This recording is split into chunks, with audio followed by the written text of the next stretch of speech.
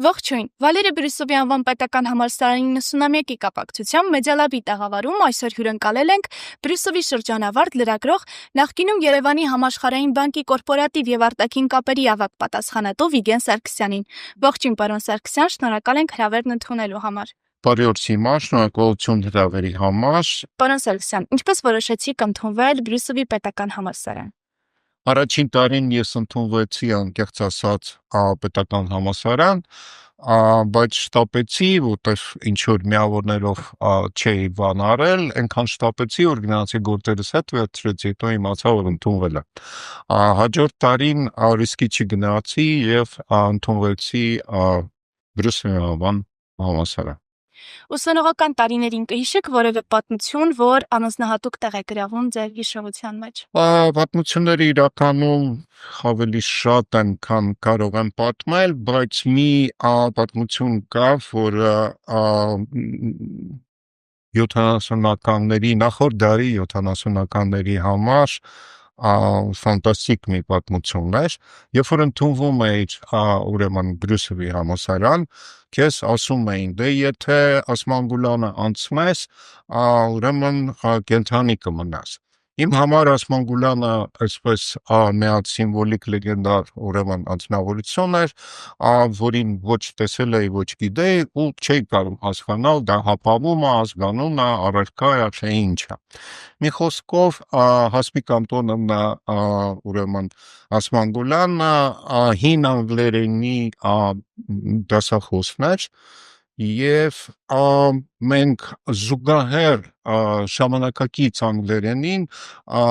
ձեռք էինք բերում նաեւ հին անգլերենը։ Նա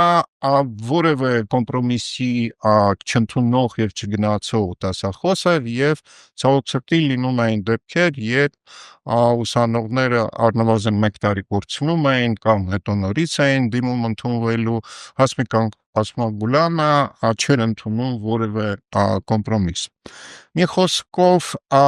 չեմ հիշում հիմա 10 թե 11 մեր ուսանողներից կտրվեցին, հետո երկրորդ անգամ կտրվեցին եւ այնքան ցավ կար մեր մեջ, որ որոշեցինք ուրեմն դասադուլ անել 70-ականների կեսերի համար դա ուրեմն այսպես հազվագյուտ երևույթ էր, դասադուլերը ցույցերը դեռևս մոդայիկ չէին եւ անսպասելի մեզ համար, կազմակերպիչներիս համար շատերը մեզ միացան թե մեր ուրեմն կուրսից, թե մյուս կուրսերից, մի խոսքով այսպես մի հատ շարժման նման երևույթ, երբ որ ուսանողները դասի չեն նստում, կանգնած են ուրեմն համալսարանի մուտքի առաջ եւ ուրեմն լուր բողոքում են։ Մեզ հրավիրեցին ռեկտորատի նիստի, մեզ 3 ուրեմն կազմակերպիչներիս եւ հիմնական ուրեմն փաստարկը մեր կողմից, իմ կողմից ես էի ուրեմն մեր սպիկերը, այսպես ասած, այն էր, որ նույնիսկ Շեքսպիրին հին անգլերենից թարգմանում էին ժամանակակից անգլերեն եւ չի կարելի ստիպել, որ ուրեմն բուհում հին անգլերենը լինի գրեթե նույն մակարդակին, ինչ որ ժամանակակից անգլերենը։ Ռեկտորատը մեզ պաշտպանեց, հնարավորություն տվեցին մեր ուրեմն ընկերներին նորից հանձնելու եւ տիկին Ասմանգուլյանը այսպես շռայլորեն բոլորին նշանակեց, հետո հայտարարեց, որ վերջապես ուսանողները հարգանքի արժանի ուրեմն քայլեր են անում։ Շատ անսպասելի էր 70-ականների կեսերի համար որևէ ադմինիստրատիվ եւ այլ ուրեմն խնդրի, ոչ թե կանապ, ոչ ռեկտորատ, մենք չունեցանք, իսկ մեր ընկերները վերադարձան իրենց լսարանները եւ դա թերևս ամենավառ պատմություններից մեկն է, որ արժի հիշատակել, թե դասախոսի կողմից կեցվածքը, պահվածքը, որտեղ տիկին Ասմանգուլյանը լեգենդար է ոչ միայն իր սկզբունքայնությամբ, գիտելիքով, եւ նաեւ անձնական ուրեմն կյանքի պատմությամբ, որը հետո մենք իմացանք եւ մեր հարգանքը ավելի ուրեմն չեց Տիկին Ասմանգուլյանի նկատմամբ, բայց ֆենոմենալ էր այն, որ նույնիսկ տարիներ, տասնամյակներ անց, երբ որ ասենք մեր կուրսի երեխաների տեսնում են, մենք իրար մի ժամանակ բարևում էինք հին անգլերենով մի ուրեմն քարյակով, որը մինչ վերջերս ես դեռ հիշում եի, այդ աստիճան ուրեմն մենք հին անգլերենը զուգահեռ ժամանակակից անգլերենին ուսանում էինք։ Ռուսվում ասացիք, որ ավարտել եք օտար լեզուների ֆակուլտետը։ Ինչպես ստացվեց, որ հետագայում սկսեցիք զբաղվել լրագրությամբ։ Լրագրությամբ զբաղվելը իմ համար այդպես ձեռքբերովի չէր, դա մանուկ ժամանակից էր, դա մի այլ պատմություն է, որը հիմա չեմ ուզում բանանել, բայց Ինչու՞ պատմեք։ չգիտեմ, պետքա թե չէ, ուրեմն 60-ականներին մենք ունեինք մի հարևանուհի, այն ժամանակ բարեկամություն կոչվող փողոցի վրա, որը հիմա Բաղրամյանն է, որը հին ուրեմն տպագրական մեքենայի վրա անընդհատ տիկինը տպում էր ու ես փոքր ժամանակից այդ կտկտոցը մեքենայի այնքան սիրեցի, հետո կարդացի մի տեղ, որ լրագրողներն են այդպես բան անում ու որոշեցի, որ ես էլ պիտի այդ մեքենայի վրա տպեմ։ Քանի որ տիկնոջ վերհիշեցի, ասեմ, որ նրա ողջ ընտանիքը ուրեմն Ստալինյան ռեժիմի զոհեր էին եւ նույնիսկ 60-ականներին նա դեռ շարունակում էր ուրեմն Խորհրդային Միությանը պոլիտբյուրո կոչվածին նամակներ գրել։ Գրեթե կինոյի պատմություն անուն խոսքով։ Այդպես լրագրությունը մտավ մեջս, ինձ թվաց, որ միայն լրագրողներն են տպագրում ուրեմն մեքենայի վրա ու մասնագիտական առումով որևէ բան չկար, դրան գումարած, որ ժամանակ առ ժամանակ ինչ որ բաներ էի գրում, հիմնականում արձակ, ես պրոզաիկ եմ, պոետիկ չեմ, ու այդպես գնացի լրագրություն։ Խորհրդային տարիներին կոմունիստ թերթում եք աշխատել, բաժնի վարիչ եք եղել, թղթակից եք եղել։ Թղթակից, վաղ թղթակից, նույնիսկ ես սկսել եմ ոչ թե լրագրողից, որտեղ հաստիկ չկար, ինձ տվեցին ստենոգրաֆիայի, ուրեմն ստենոգրաֆիստի հաստիկ, բայց գրում էի գնահատանորեն, հետո լրագրող, հետո ավագ լրագրող, հետո բաժնվարիչ։ Եթե խոսենք խորհրդային տարիների մասին, ինչ էր նշանակում այդ ժամանակ լինել լրագրող։ Ընդհանրապես կա այդպիսի մի ուրեմն իրականություն, անկախ են բանից, թե լրագրողներից շատերը գալիս են լրագրություն ոչ միայն լրագրողական ուրեմն կրթություն ստանալով։ Հատկապես այն տարիներին, երբ որ ֆակուլտետների թիվը բնականորեն լրագրության դպրոցների թիվը այդքան շատ չէր, մեծ մասը գալիս էր տարբեր մասնագիտություններից, այսպես ոնց որ կոչով, իրենց հետաքրքրությամբ եւ իհարկե գրելու ուրեմն ունակությամբ, որտեղ այն եթե համեմատելու լինենք, ապա տարբերությունը դերևս կայանում է նրանում, որ տեխնոլոգիաները եթե հանենք, լեզվական առումով շատ ավելի խիստ էր, շատ ավելի բարձր պահանջներ էին դրվում եւ այդ առումով պետք է գրել եւ հասնել լեզվական ինչ-որ մի ունակության, այդ իրականությունը խորհրդային ներկայացնելու, որը մենք կոչում էինք եզոպյան, էզոպոսի լեզու, որ իրականությունը փորձեց ներկայացնել այնպես եւ ընթերցողն էլ, որը արդեն կրթված էր, ուսյալ էր այդ իրականության քաղաքական եւ այլ ուրեմն ասենք լիմիտավորված հասարակությունում շատ լավ հասկանում էին, թե ինչ է ուզում հեղինակը ասել։ Բայց դե իրականում ազատությունների պակասը մեղմ ասած պակասը եւ ասենք ռեժիմի պահանջները գաղափարախոսական եւ այլն ինչ որ էլի սեղմում էին այն ազատության դաշտը, որ մենք կարող ենք ուզենալ, բայց իմ բախտը բերեց նաև իմ սերնդակիցների, որ մենք մի մեծ խումբ էինք երիտասարդ, որոնք եկան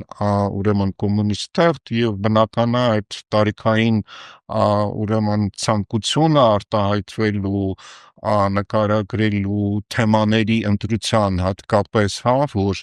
ուրեմն լուսաբանվի դա ուրեմն ընդունելի էր եւ գլխավոր խմբագրի կողմից մենք մեծ աջակցություն էինք ստանում որքան էլ դա զարմանալի էր եւ մյուս բանը որը հիմա այդքան ես չեմ նկատում մենք շատ էինք ճամփորդում Հայաստանով մեկ մենք փորձում էինք Հայաստանով մեկ գտնել հերոսների թեմաների խնդիրների եւ այլն այն որ հիմա ասենք շատ ավելի այսպես կան լրագրողներ, որոնք իհարկե Երևանից դուրս հրաշալի նյութեր են անում, բայց այսպես արփակում կա Երևանյան դաշտում, որը բնականորեն այնքան էլ ուրեմն բան չի հետաքրքրաշարժ չի մեղմ ասած Այսօր ձեր կարծիքով ինչ է փոխվել լրագրողական դաշտում այն տարիներից մինչ այսօր։ Գիտեք, նույնիսկ համեմատելու չի զուտ, բացի մասնագիտական բանից, որտեղ տեխնոլոգիական առումով կյանքը այնքան է փոխվել, կյանքի ռիթմը այնքան է փոխվել, քաղաքական, սոցիալական, տնտեսական կարգերն են փոխվել, որ այն լրագրությունը մնաց անցյալում, ասենք, երբ որ մենք 90-ականների սկզբին արդեն քաղաքական փոփոխությունները հետևեցին եւ Հայաստանը դարձավ ուրեմն անկախ պետականություն նոր մամուլը ծնվեց տեխնոլոգիաները ի հայտ եկան վերջապես ինտերնետը ուրեմն մուտք գործեց դա լիովին փոխեց դաշտը որևէ համեմատական կարգ որևէ ուրեմն ընդհանուր բացի զուտ մասնագիտական պահանջներից էթիկական նորմերից եւ այլն գրեթե ուրեմն չկա դա մի այլ ուրեմն իրավիճակ ստեղծվեց որտեղ մասնագիտական առումով լրագրությունը պիտի համակերպվեր գիտակցեր հասկանար եւ ընդուներ արդեն այդ նոր խաղի կանոններին համապատասխան ուրեմն նորմաներ որպեսզի իրենից չվաներ ընթերցողին եւ բարձր պահեր մամուլի ասենք ընթերցողի կողմից հասարակության կողմից այդ վստահության վարկանիշը որտեվ առաջին տարիներին հատկապես երբ եկավ այդ ազատությունը որ գրի ոնց ուզում ես ինչ ուզում ես եւ այլն խորհրդային մամուլում ասենք նյութը գրում ես դա կարդում էր քո բաժնի վարիչը, հետո կարդում էր քո խմբագիրը, հետո պատասխանատու քարտուղարը, հետո խմբագիրի գլխավոր կարևոր նյութերը այս շարքով գնում էր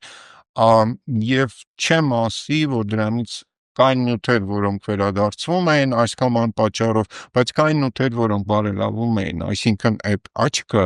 ինչքան որ նյութը նայում էին վատ բան չէր այսպես գրեցիր ու գնաց հրապարակման գրեթե չէր լինում այն ինչ որ ասենք հետագայում ստեղծվեց եւ շարունակվում է երբ որ լրագրողը նյութը անցնում լավագույն դեպքում խմբագիրը նայում եւ վերջ բնականորեն փոխվեց թեմատիկան լրագրության բնականորեն քաղաքական կյանքը ու լուսաբանման կարիք եւ տնտեսական նոր իրողությունները որոնք պահանջում էին գիտելիքի կարիք եւ այդ 90-ականների տասնամյակը հիմնականում այդ նոր իրավիճակի նոր խնդիրների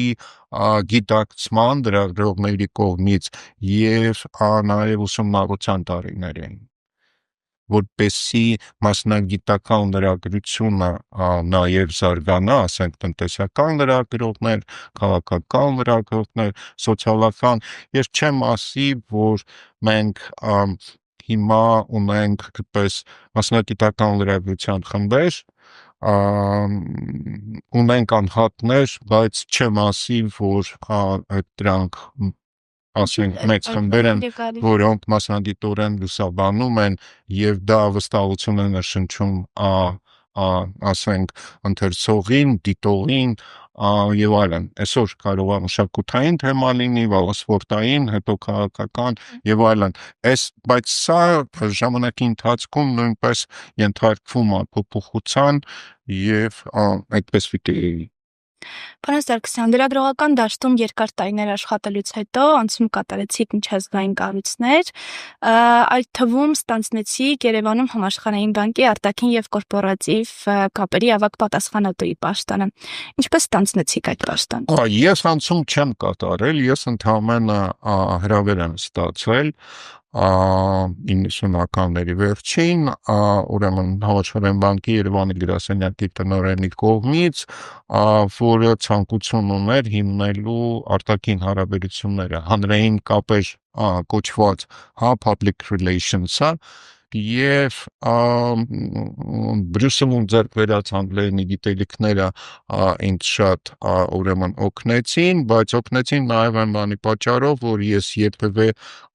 կապը խզումը լեզվի հետ չէի բանարի, ես մշտապես կարդում էի այն տարիներին, երբ որ դեռ Խորհրդային Միությունում էին գրքեր էի կարդում, հետո արդեն մամուլ, ինտերնետ եւ այլն, հա։ Պիտի ասեմ, որ եթե վերադառնանք Բրյուսով, պիտի ասեմ, որ մեր ասենք խնդիրներից մեկը նա էր, որ home reading կոչվածը ուներ պարտադիր ուրեմն հեղինակների ցանկ, իսկ մենք ուզում էինք ժամանակակից արդեն դասականներ դարձած գրողների ուրեմն ցանկ, որ ավելի շատ կարդանք, բայց նախ այդ գրքերի պակասը կար Խորհրդային Միությունում եւ նաեւ այդ ծրագրային ուրեմն պարտադիր ասենք ֆորսայթների ցանկում ուրեմն ոչ մի թեմա չէր բանանում, հա, գրականություն շատ քիչ էր առաջարկվում։ Եվ տնօրենը ինձ առաջարկեց 1 տարով միանալ այդ թիմին, որտեղ պետք էր հիմնել այդ ծառայություն կոչվածը, պետք էր աջակցել բանկի մասին գիտելիքի տարածումը, նաև հատկապես ծրագրային առումով, հա, այս կամ այն ոլորտում սոցիալականից մինչև առողջապահական ներդրումներ եւ այլն, եւ նաև ասաց, որ մեր ուրեմն բանկի լեգենդար նախագահն է շուտով գալու Հայաստան, Ջեյմս Վոլֆենսոնը, Վոլֆենսոնը այն ժամանակ Քենեդիի մշակութային կենտրոնի տնօրենն էր եւ առաջին անձն էր, որը Սպիտակի երկրաշարժից հետո կազմակերպեց ուրեմն մեծ համերգ եւ հումանիտար այդ գումարը, ողջ գումարը ուղարկվեց ուրեմն տրամադրվեց ուրեմն այն ժամանակ Խորհրդային Միությանը երկրաշարժի հետևանքների բանից, այսինքն բավական մեծ հարգանք եւ բան կար եւ անկեղծ ասած ավելի խարիզմատիկ կերպար այդ ընթացքում այդ տարիներին հատկապես չեմ տեսել եւ հետարքիր էր բոլոր առումներով, այնպես որ ես հաճույքով լցվեցի, կեղծանվան տակ դեռ սկզբում հասցնում էի ինչ-որ նյութեր գրել, հետո արդեն դրա ժամանակը չկար, հետո եկավ ուրեմն Ջեյմս Վոլֆենսոնը, Սպիտակից սկսեցինք մեր ուրեմն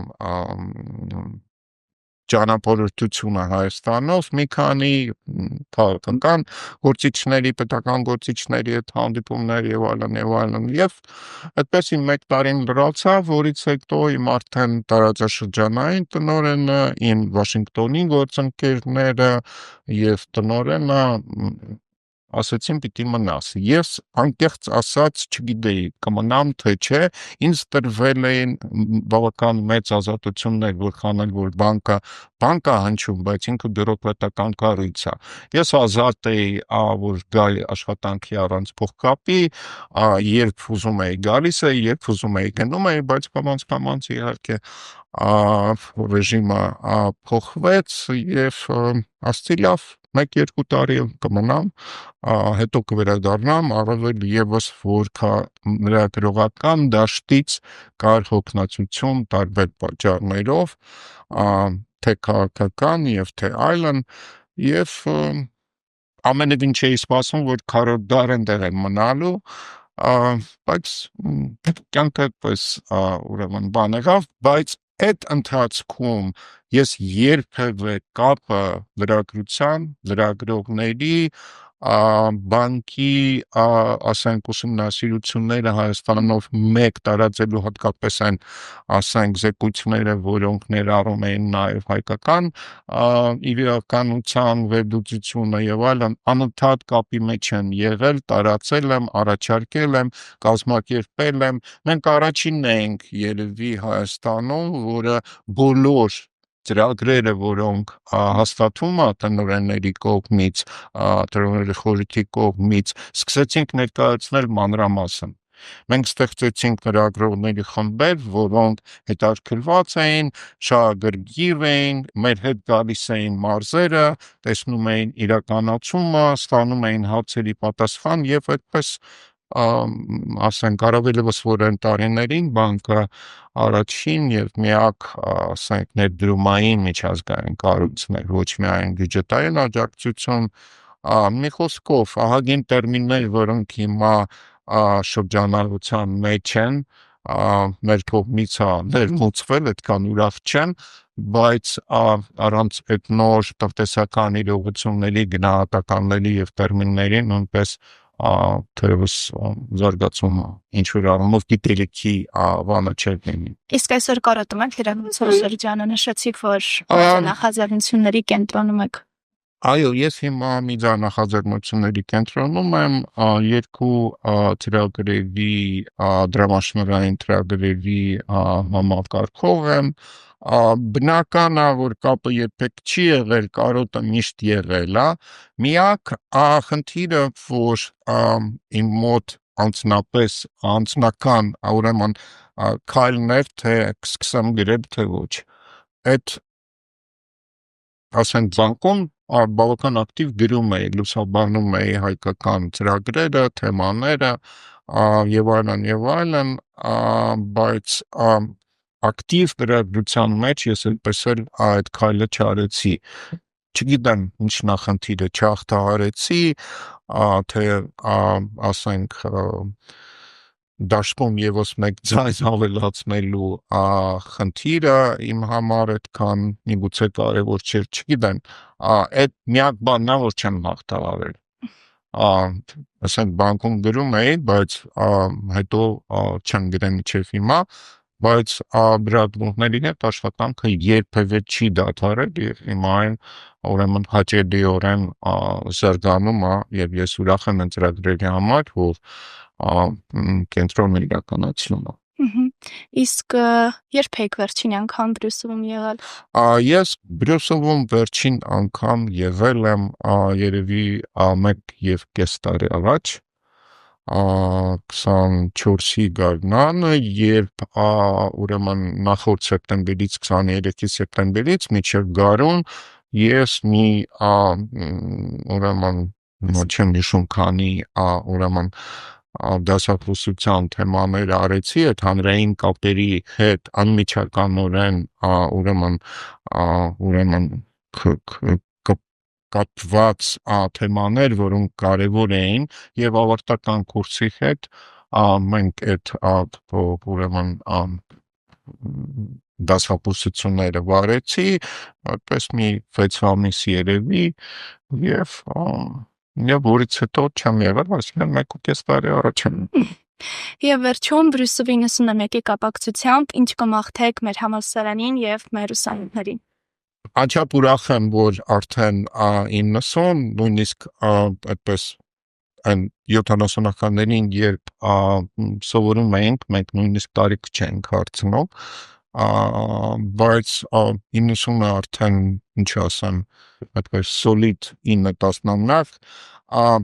համալսարանին կցանկանամ, որ այս ուրեմն պոդելանական տարիները առջևում լինեն, որ համալսարանը այս ընթացքում ինքը փոխվել է, բնականորեն փոփոխվել է եւ դեռ էլի կա ենթարկվի ինչ-որ փոփոխությունների Բրյուսելը միշտ ունեցել է իր ուրույն դեմքը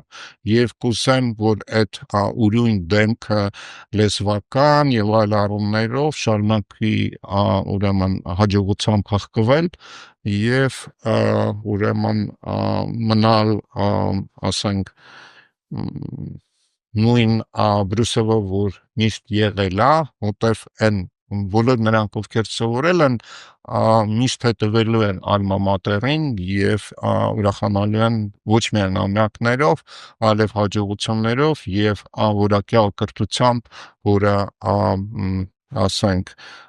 համալսարանը տրամադրում է։ Ուսանողներին ամենադժվարն է երևի, որտեղ շատ բան կարելի է ասել, բայց այն կուրսը այդ ուրեմն մեկ սեմեստրի ընթացքում վերեց մի բանի, որ տեխնոլոգիաները գնալու են, զարգանալու են, ինչ որ առումով նաև թելադրելու են, դա միանշանակ է եւ այդտեղ որևէ զարմանալու բան չկա եւ պետք է ոչ միայն համակերպվել եւ օգտվել այդ հնարավորություններից, բայց ուզում եմ ուսանողներին ասեմ, որ որքան էլ որ արհեստական բանականությունը մատչելի է, գրավիչ է եւ կյանքը ինչ որ առումով դարձնում ավելի ջուրին, թեթև եւ հեշտ, ես այսպես ուրեմն անում ես եւ տեզիսը պատրաստանում ես, մի այդքան հիմնվեք բանականության վրա, փորձեք, ասենք, եթե նախորդ, ասենք, Բրյուսովի տարիները հիշելով, հիմա կարող եմ ասել, որ ամենակարևոր բանը իմ այն ուսումնառության տարիներին, որ այդ տերմինը դեռևս գործառության մեջ չկար, շրջանառության եւ մենք չգիտեինք, որ դա կոչվում է lifelong learning, շարունակական ուսուցում, բայց իմ բանը հիմնական մեսիջը, ուղերձը, որը ես Բրյուսովից ստացա, դա այդ շարունակական ուսումնառության կարիքն էր, հատկապես ես մտածում էի, որ եթե մենք հումանիտար ենք եւ լրագրության բանը, ես պետք է կարդամ եւ կարդամ։ Այնպես որ ուսանողներին կցանկանամ ուրեմն շարունակել կարդալ, փորձարկել, հետո ուղղակի խորհրդակցել նաև արհեստական բանականության հետ։ Շատ լավ։ Դերևս այսքան։ Շնորհակալ ենք հետաքրքիր Ձեր հարցազրույցի համար։ շնորհակալություն եւ հաջողություններ։